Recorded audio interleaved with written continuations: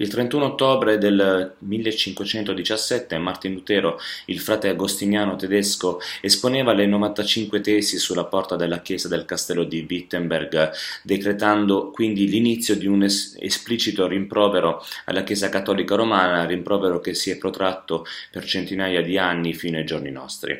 Oggi si chiude il 500° anno da quella riforma, a cui seguì poi la Controriforma cattolica. Apprezzabile per un cattolico come Martin Lutero, mosso sicuramente da una fede sincera, controbattere a tale potere, in quanto se non gli fosse stato permesso da Dio non avrebbe potuto segnare una tale rivoluzione.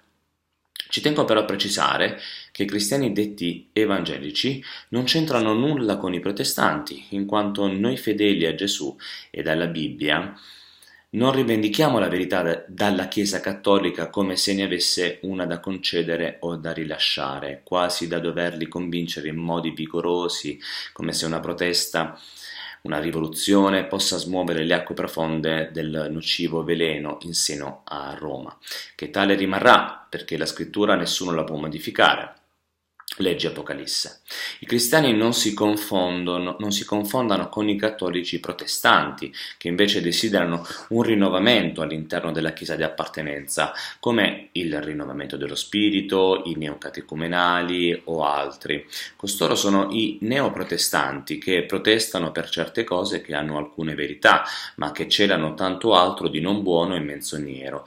Purtroppo il luogo comune ha portato la gente a credere che dei protestanti facciano parte tutti gli evangelici. Non è così. Il protestantesimo è purtroppo diventato un vocabolo convenzionale per descrivere il grande contenitore che contiene luterani, calvinisti, metodisti, anglicani, pentecostali, avventisti, battisti, apostolici e tanti altri.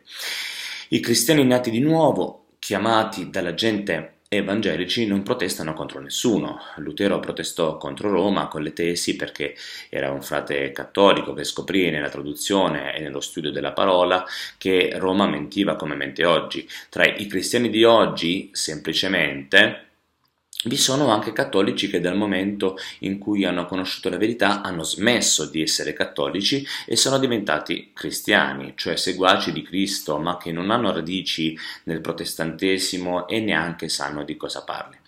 Tanto è vero che il protestantesimo è terminato il 31 ottobre del 1999 ad Augusta in Germania, quando cattolici e protestanti hanno firmato un concordato sulla giustificazione per fede, ed il 31 ottobre 2016 Francesco Bergoglio ha predicato in chiesa luterana a Lund in Svezia in onore dell'inizio del 500° anno della riforma protestante. Praticamente è come mettere in museo l'arma che ha ucciso una persona. Non cambia nulla. Mi pare anzi esserci un implicito nesso con lo spiritismo del 31 ottobre di Halloween, festa demoniaca, immonda, in cui i satanisti sono tutti molto vivaci, in cui Bergoglio combatte le sue battaglie da gesuita qual è.